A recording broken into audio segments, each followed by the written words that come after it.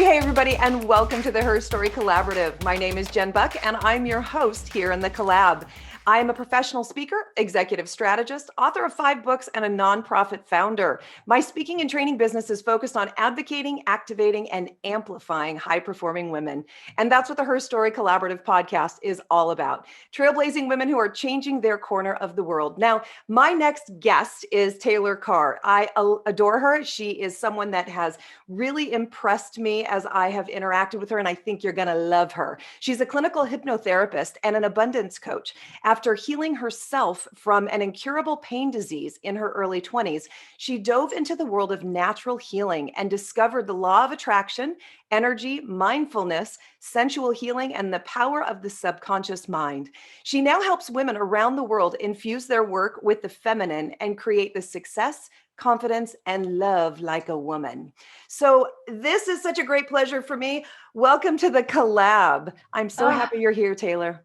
Jen, thank you so much for having me. I just love spending time with you. Yay! Yet this is so fun because I've interacted with you on a few platforms. I've had a chance to be on your podcast. And so this is really cool for me to now have you on a guest here because I've been watching what you do and I'm so inspired by sort of what you bring in with the feminine energy and helping women to find that fire. So tell me about what brought you here because this is really something very cool that you're doing. Thank you so much. So much brought me here. Starting out as a young girl, I watched my father and mother abusive relationship, right? And then he passed away from drugs and alcohol and all the things. And then my mother entered another relationship where she was the sole provider and he was brilliant. And yet she had to step into the role of the masculine. She had to be the provider at home, in business, in kids, in all of the things. And eventually she actually had a mental breakdown. Oh. And I didn't even realize that this may have been where this started with me. I actually thought that this started in curing my incurable pain disease. But when I was reflecting back, I thought, wow, I watched my mother suffer so deeply from burning out in her masculine with zero help from the masculine. And I think that that's where this rose. However, then obviously healing myself from an incurable pain disease in my bladder, in my womb space, in the most sacred of spaces, yes, it really cracked me open to understanding just how deep this work goes, how much feminine shame there is down our lineage, in our cells, in our DNA. Like some of the things that were coming up in my body, the emotions, were not even mine. I think they were my mother's from her traumatic upbringing. Yes. So the work just went so deep. And I started to work with women with the incurable pain disease who had the same sort of stories. They all had this like burning out, go, go, go. Right. My worth is what I do. I've been sexually assaulted, like this whole lineage. And the more I just dove in, the more I was like, whoa, the feminine needs to be cracked open, reawakened, and reinfused into the masculine woman in the working world, especially now during feminism, modern day feminism and the Me Too movement. Yeah.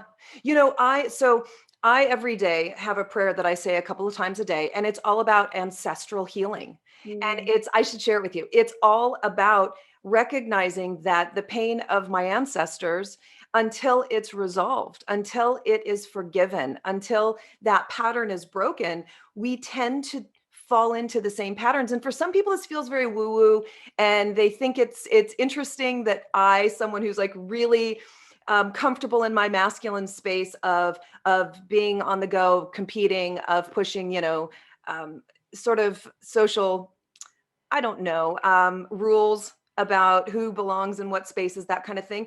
They're really surprised that I believe this and understand this. And it's only because I've been able to see patterns just within me, my mother, and my grandmother. And it's all the exact same pattern. And now I have a daughter.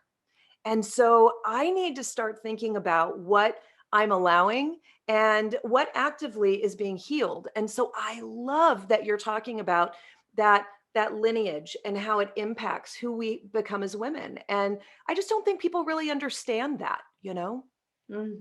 There's just so much there, and it goes so deep, whether it's your lineage, whether it's another woman's lineage. I always say when one of us is successful, we all are. So if one of us is still wounded, we all are. And I mean, the things that I've seen come up in women, even in my own mother in a healing session, she was dealing with the feeling of like needing to take all of her bracelets and her watch off. She was like, I feel like there's shackles on me. I'm like, that's not you. That is our ancestor, like Wow. Oh, that portion goes so deep. And one of the things that I talk about a lot as well is when we as women are trying to rise up and we try to become successful and we want to like really take our place in the world, we're doing it like a man. And there's nothing wrong with that, except for the fact that when we do that, we're subconsciously telling ourselves and our daughters that the feminine is not powerful. Oh, oh my gosh, shot through the heart. Yes. Yeah.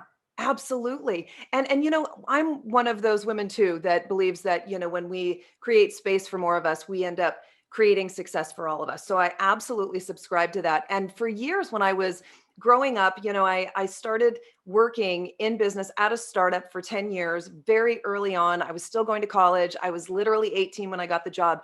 And I so specifically remember the teachings and trainings of not showing emotion, not allowing yourself to cry, not talking about feelings in the workplace. I remember this. And after a decade of hearing this, I then went on to work for the Women's Conference, the National Women's Conference that tours around the country. And I remember being in a space in front of hundreds of women and saying, stop. I'm allowed to cry. I'm allowed to talk about my feelings. I'm allowed to be all of this feminine stuff. And I remember that moment of just saying, I'm not playing this anymore. I'm not going to create this really comfortable space for others so that I can be a part. I'm just going to come in fully authentic. And so I love that because you're so right. It's right on. I love that you said that. It's so juicy and so delicious. And you know, like this just goes so deep. My brain is like, let's say all the things at once. Yes. So there's this conversation going on right now about mental health in the world, right? Like really bringing in focusing attention on mental health. We have a lot of people who are stuck in the masculine model still, who Mm, are, trigger warning, wanting to kill themselves or committing suicide. yeah. I've been affected by suicide multiple times in my lineage and in my life. And yet we're also having this conversation of like feminism, rise, rah, rah, rah. And we're acting like it's not the same conversation, but it is. Mm, Because the masculine model of success, and I taught this is like the foundation of my business, yeah. is there's only enough for this amount of people over here. And everyone else is the worker, and you have to strive Yes. really hard to get there. The Yes. feminine model of success that I teach is that there's enough for everybody. There really, really is when we decide it, when we collectively decide, because we're only going off of collective rules that we've all agreed upon over the Right. last hundreds or thousands of years. We're making new rules now. So if we want to actually cater to the mental health of our people, that means allowing emotion, allowing softness, allowing slowness, allowing rest, cutting down the crazy work hours. Because honestly, my highest, most paid months, like those ideas came to me when I was in a state of rest. Wow. Yes. Yes. Have you ever read the book, The Athena Doctrine? No, but it sounds delicious. You need to. Now, I will tell you, it's very sort of heavy in the statistics and science and all of that, but it is so delicious because it talks about how there was this huge study that was done around the world. It's an unprecedented number of countries and people that they interviewed. And what they did was they took all of these words, and these words were just words that would be attributed to leadership, all leadership. And they gave this list to thousands of people, like tens of thousands of people. And they had them go through the list and identify what kind of leader do you want leading you. Now, some people looked at this as leader in their family, others looked at it as leaders in their business, and then of course, leaders in the community and country that they're in, federally or geographically. And so they took those words that were checked off, if you will, and then they took that list where they got the common words that people wanted.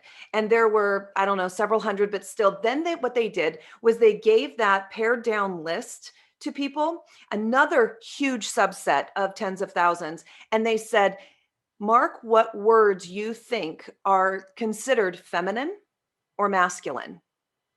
Now, keep in mind, these are the words that people want in terms of who leads them in family, community, and politics. And the words, you know where I'm going with this, the words that people want are feminine. By and large, the words that were chosen, literally, and I can't give you the percentage, but it was somewhere like in the 85 percentile range of the words that were chosen were considered feminine. Oh, I just got goosebumps That's everywhere. everything. It's everything. And it tells you exactly what people want around the world, including in our own country. We want that stable, grounding, accepting, open, supportive leader. We want to be able to collaborate. We want to be able to communicate. We want to be able to feel heard and seen.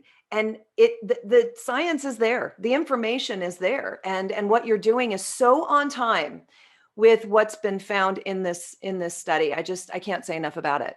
Oh my goodness, that like goosebumps all over my body. My whole Right? body just reacted to that because Yeah. it is so true that the feminine, this is the natural leader. We raise children and we always have done it together until society decided to tell us that we should do it separate. Yeah. But the term "it takes a village," it's so true because it always was. The men didn't stay; they went away, they hunted, and the women stayed with each other. And that's neither here nor there. Obviously, we've evolved, but it's so funny because when I tell people like the feminine is the natural born leader, I am in no way discrediting the masculine, like in Sure. no way. I love men. I love the masculine in the woman, Sure. out of the woman, the external, the internal, all of it.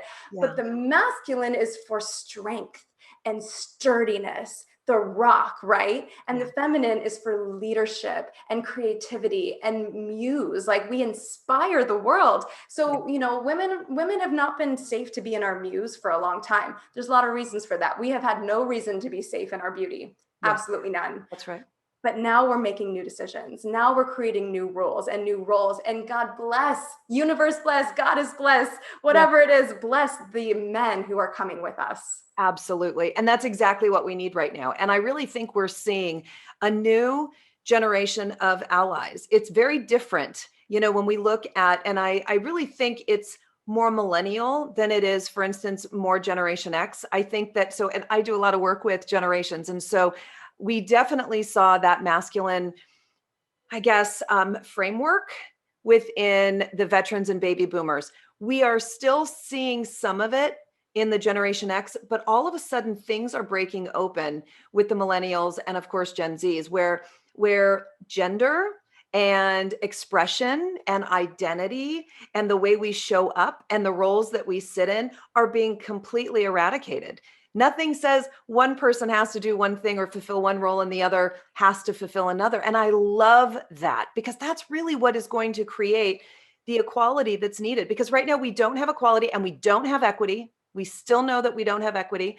And so we've got to start really questioning some of these older biases that are impacting that confinement of the feminine, the females in the world. We're still seeing, you know, genocides. We're still seeing women who are being mutilated around the world for men's control, right? We're still seeing this. And of course attacking the most sacred feminine and female spot on the body. And so there's a lot of work to do, but I have great hope for the younger generations because they're seeing the difference. Do you see that too?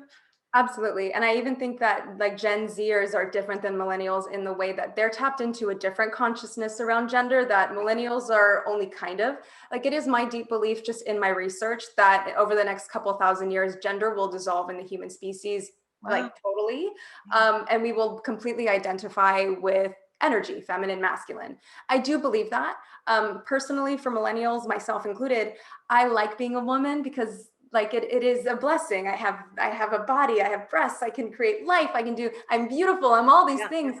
But I do think that Gen Z has tapped into that consciousness a little bit because we're seeing a lot more gender fluidity. We're seeing a lot more like even like sexual fluidity, being more attracted to energy than Yes. body, which is really beautiful. And it also gets to be beautiful when you're a man who loves a woman or a woman who loves a woman, Sure. and it's not as fluid, but it's more solid. Yes. The energy conversation is just like so fascinating. But the thing that I always love to drive home is that yin and yang exists within our entire planet, our entire solar system. Everything needs polarity. Yes. So I talk about this a lot in my personal private relationship. My partner is actually quite feminine and I'm Mhm. actually quite masculine. In our relationship, we're more like in our intimacy roles. Yes. And I like that for us, right? So the levels of what is best for you, it varies, like there's this conversation a lot of like, don't make me be feminine or blah, blah, blah. Like it's going backwards. And it has nothing to do with that. It has everything to do with what feels good and makes sense to you. And then finding your external counterpart who balances that. Yes. Same, same, same, same. Yes. Yes. I mean, I could so relate to this and I love it so much. And the key to this is recognizing and accepting that energy flows throughout us all Mhm. the time around what we choose and with, whatever we're engaging in the moment, and that all things can be in one person, right? And that it's okay for me to sort of shut off what the world says I should be and step into what makes me feel good, what makes me feel powerful, what makes me feel like I am solid in my body. And I think that for a long time, especially since the 70s in America, when we saw women coming into the workplace in large numbers, it was always about, I can bring home the bacon, fry it up in a pan, all of this strength. It's okay to step into an equally strong feminine space, right? Like it doesn't have to be about role. It doesn't have to be about age. It doesn't have to be about position. It can just be about feeling and being. Am I kind of on point with your beliefs? Yeah, I mean, it's an energetic flow, right? And I also Mm. think that it's okay. Like, we are in the age of Aquarius. We're finally fully freaking here, right? Yeah. Aquarius is such an independent sign, an independent energy. We've exited the age of Pisces, which is less independent, more romantic, and more like psychic and visiony and ooh, ooh, bird, oh my God. So Okay. I do also like to tap into that energy with all this Aquarius energy. Because I think that we're going so far into independence and I can do it and da, da, da. Like of course you can. No one said Yeah. you couldn't. Well, maybe someone did actually, but True. but we're going so far into the age of independence that we are also pretending like our tenderness, our desires to be held, to be received, to receive, to lean back, we are also pretending like those don't matter as much anymore. So again, here we are with yin and yang, finding the proper balance for you that isn't a pretense, that isn't you just trying to go with the times. I'm an independent woman, I can do it. Yes, you can. And you get to be held and received in the process. Yeah. What would you tell women who are sort of struggling with this? Maybe they're in a certain season of their life where they're building a business, or maybe, like going out into the world and deciding I'm not going to do the traditional sort of 8 to 5, which is really such crap. Like nobody needs to be doing 8 to 5. No one needs to be working in an office anymore. Certainly no one needs to be told what to wear, right? What would you tell women who are sort of branching out in their own space, whatever that looks like, in their own strength and power? What would you tell them that would help them feel certain in their decisions right now? Oh, so many things. If I had to choose one, I would say get curious about the multidimensionality of you, Oh, because I'll give a good example. When I first started to really step into my entrepreneurial role as a coach, as a leader, as a feminine coach, right? I put myself in a bit of a box where I thought, well, how am I supposed to be this like spiritual tree hugging woman and be like this bougie wine drinking, like champagne wanting, I want to go on a private jet woman? Like yeah. these women, I don't have role models of these two women. So I was in an inner conflict. I had to Oh. choose of who I was supposed to be. And then I stepped into what I call the celebrity archetype, which is part of my 5 feminine manifestation archetypes that I talk Mhm. about. I stepped into my celebrity archetype and I went, oh, I get to be all of it. I get to be every single piece Mm. of me. I get to be masculine, feminine, celebrity, rich, wealthy, want all the things and claim them for me, and spiritual and Wow. conscious and open. So just, it's all about curiosity and being open to possibilities of what and who you are willing to be. None of us grew like we're kids and then thought, okay, I'm going to hate my life and work an 8 to 5. Yay. We all wanted Right. to be astronauts, musicians, paleontologists, if you're me for some reason, Yep. ballerinas and celebrities and Yeah. actresses, right? And the world is our playground. So play, like get curious and play with who you are. I love that. Oh my gosh, I love that so much because you're so right. We didn't all grow up saying, I'm going to be an administrative assistant. Not that that's wrong. Or I didn't grow up saying that I was going to be, I don't know, an accountant necessarily. And there's nothing wrong with those choices by any stretch. But are we playing within it? Like there's Mhm. so much wisdom in just that one small phrase that you said, are we playing within that? Are we feeling like we are enjoying every ounce of that? And I love that because I'm somebody that sort of believes in everything being possible. I don't believe that there are limitations to what we can do and be and have.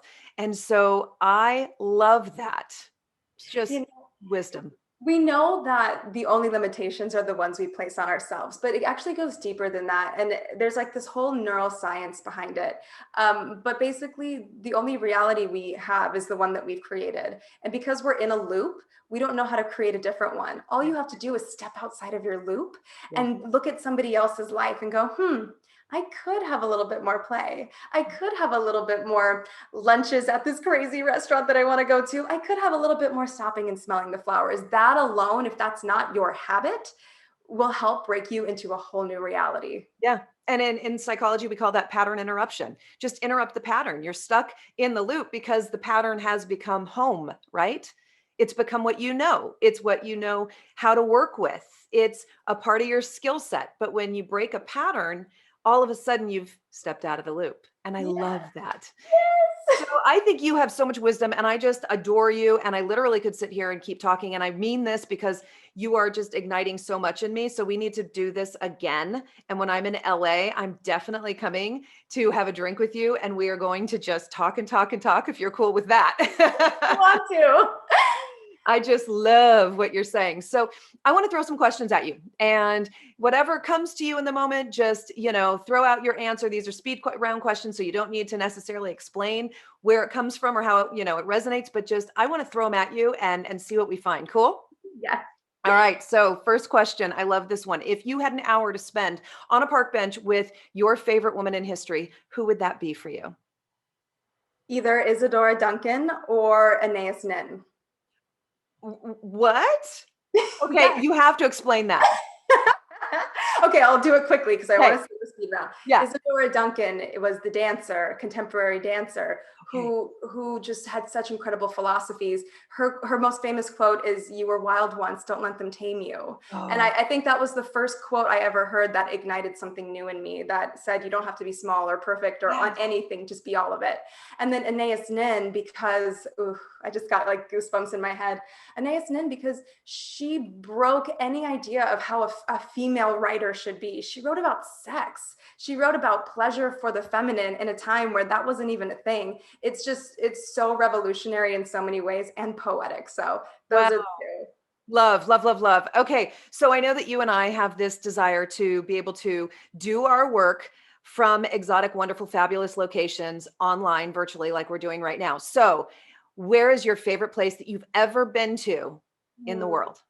There were these like tree houses up in trees in Vancouver, British Columbia, and they were all like lit up and bridges going from tree to Wow. tree. Yeah. That's the first place that comes to mind.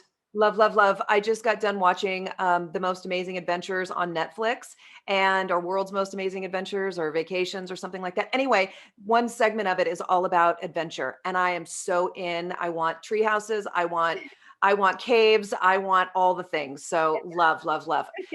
Okay, if you were given $1 million to give away to one nonprofit close to your heart, who would that be?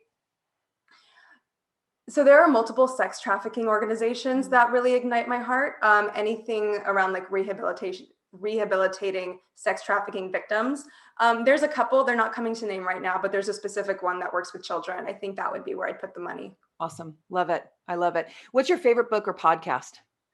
My favorite book is Brida by Paulo Coelho Uh-huh. and Women Who Run with Wolves because it's fantastic. And my Okay. favorite podcast is obviously this one and the Activist Ah, Woman podcast. that's right. In fact, plug it right now. What's the name of your podcast? The Activated Woman podcast. Love, love, love. Good, good, good. Everyone go check that out. And I know you're on all podcast platforms, correct? Yes. Love it. I listen to you on Apple, but yes. Okay. What's a quirky or wacky fact about you that not a lot of people know? I have always been a huge theater nerd, like not like a cool theater nerd, like a nerd. And I still cry anytime musical theater songs come on, like sob. Oh, I love that. That's right. People don't know that you actually have a background in Hollywood. I'm So an you're actress. an actress and such a cool thing. Love it. All And right. fun So fact, actually, my grandfather's actually Tom Bosley from Happy Days. shut up. Mr. Cunningham. Yeah. Stop it. That Yeah. is so fantastic. Yeah. And just fun fact about me, my first crush in the world was Fonzarelli. Of course. Yeah. And by the Of way, course. first husband looked just like Fonzarelli. Second husband, taller, looks like Fonzarelli. There Yes. is no accident to what the men I always dated my whole life look like. All of them, Fonz. Yes. Love. Tell Mr. Cunningham that we all love him and he changed our lives. You make sure you tell him. You tell him he's up in heaven. Oh, I'm so sorry. Then he's hearing all this and this is just joy to the ears right now. Oh, I love that. Oh, what a cool thing. All right. So if you could have a superpower, what would it be? The power of persuasion. I could just touch someone and tell them what to do and they would do it. Ah, that's an interesting one. Okay. What's your most treasured item that you have? My cat, because she's my soulmate. Oh, really? She's the best. Like I can't even the soulmate bond. They call it a familiar in the witchy community. Yeah. That's my cat. She's literally always with me. Oh, I love that. How cool. And what will your theme song be when you walk on stage in front of 30,000 people who are ready to hear you kill it? Queendom by Aurora. Oh, okay. God, that's a goodie. Such a goodie. Excellent. So, what is one big thing that you want to accomplish in this world before sort of you're done with this, working and doing whatever? What do you want to see? It feels selfish to say, but it's really not. But I would love to win an award for creating something impactful. Not selfish. Not selfish. That's a great goal because you win awards because you change lives, right?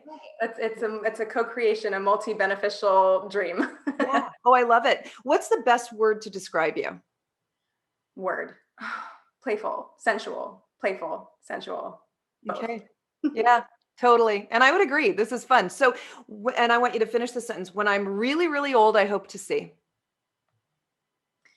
When I'm really, really old, I hope to see feminine leaders everywhere, changing the world, and the masculine at their side. Yeah, absolutely. Fully supporting. Fully supporting. Yeah, I think that is absolutely fabulous. So, Taylor, you are just, phenomenal. And so I want to know where people can go to find you because they're going to want to. Yeah. So my website is upgradewithtaylor.com. I have the Activated Woman podcast. I'm on Instagram a lot. My Instagram handle is at Tayfemme, Femme. And also, I have a program called Celebrity Energy, and it's all about helping women step into the limelight in their industry, be seen, and leave a legacy. And it really is taking my 20 plus years in the film industry and helping women in public speaking, getting on lives, getting out of their comfort zone, embodying the different characters of the women they want to work with so they can have deeper empathy, healing past traumas around being seen, claiming scary desires. I could just go on and on. Awesome. And this is a course that they can take online. It's a live program that I run. Yeah, I run it every couple months. So just keep an eye out on my website, get on the email list. Oh, very cool. I love it.